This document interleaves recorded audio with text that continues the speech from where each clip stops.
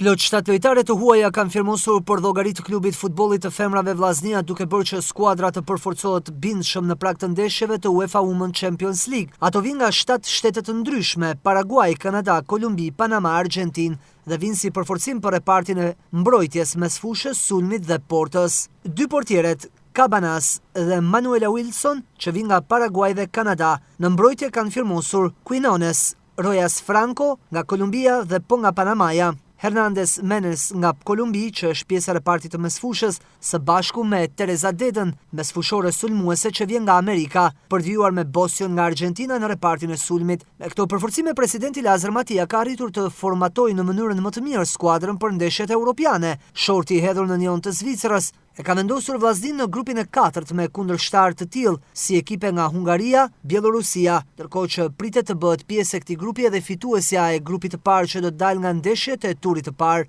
Me këto përforcime, Vllaznia synon të përsërisë suksesin e mëparshëm ku arriti të luajë në grupet e UEFA Women Champions League.